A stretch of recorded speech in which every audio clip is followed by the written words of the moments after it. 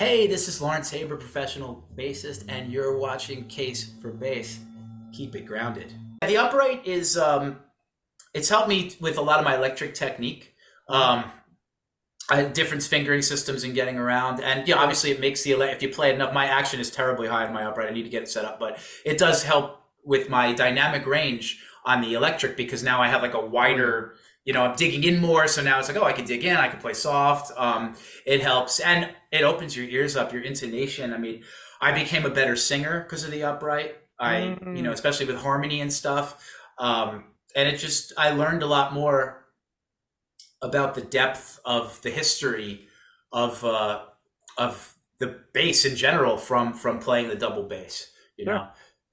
But I leave the real playing to John Petitucci and Ron Carter and my heroes. Those are real diehard upright players. Gary Carr, Edgar Meyer, But Right. Edgar's interesting because Edgar does things his own way. Like he's a classical guy, but he played the cello suites on double bass, which is like physically impossible for most people, and he just figured out a way to do it. And that's like.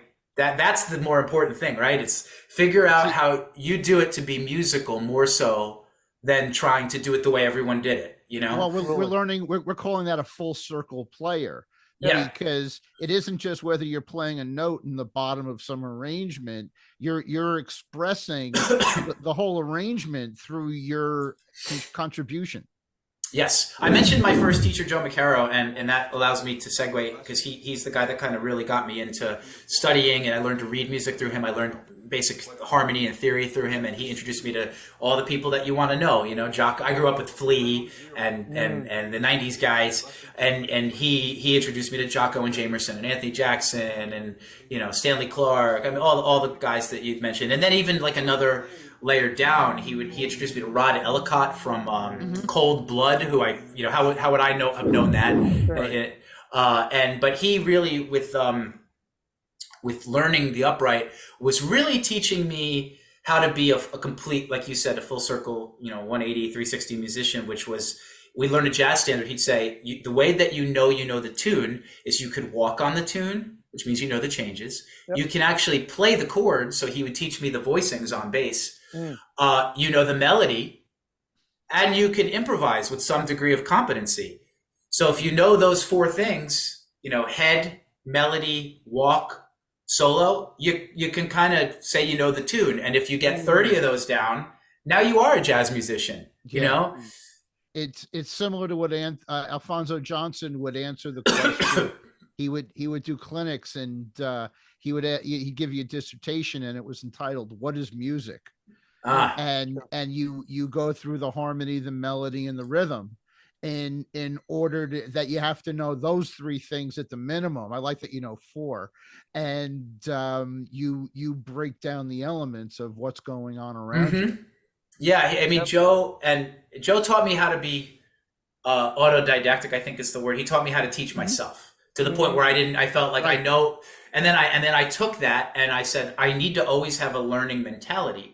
Sure. And most of my time is learning songs, which I take as an opportunity to learn more about music, because even if it's a silly 3-chord pop song, there's a bass part, there's a melody, there's something happening rhythmically, there's the tone. So he taught me how to do that. But what I learned from that was learn something new every day. Try to teach yourself something new every day on the bass, and also be open to studying at random points. Especially these days with YouTube. And everything, you can subscribe to all these great educators and learn, but you could also take a lesson with somebody on Zoom like this. Yeah. So I've taken lessons. Most recently, I've been studying on and off with Evan Marion, who's an incredible bass player and just composer. Plays with Wayne Krantz and played with Alan Holdsworth and tours with his own music. He's phenomenal and a great guy. How'd you find him?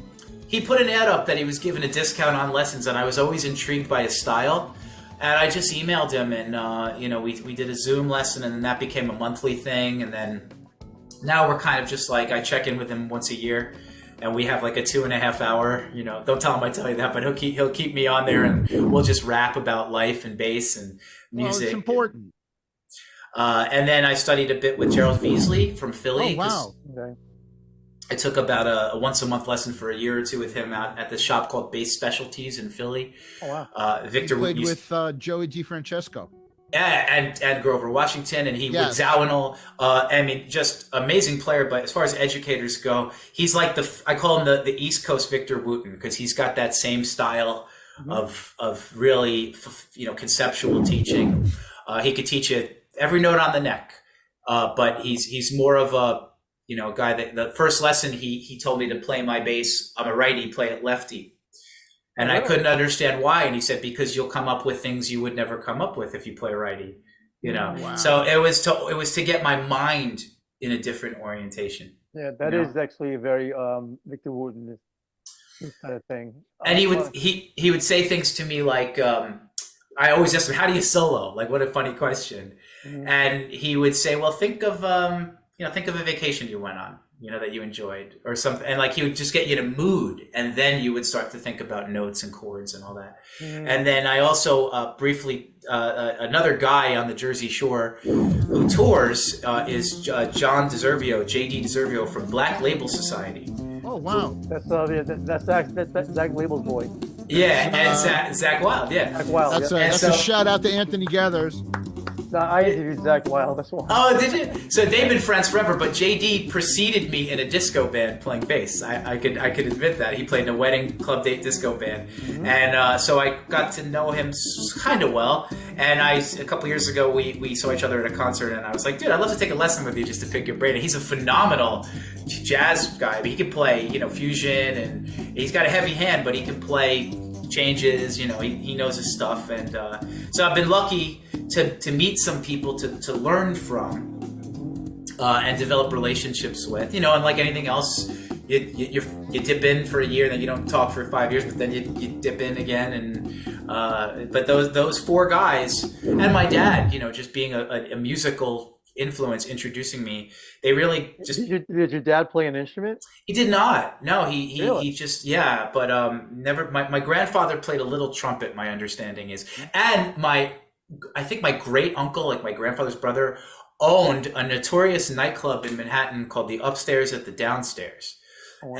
And sounds like a speakeasy. but if you Google it, I think his name was Irving Haber. He had like run-ins with like Lily Tomlin. Like, he's got this crazy story of being like this sleazy club owner who like is like. But Everyone showed up at. But like, honestly, he there's something in the DNA in my family about being on stage and performing, and there's probably more musicians. I might have to do like a ancestry.com for musicians to find out more.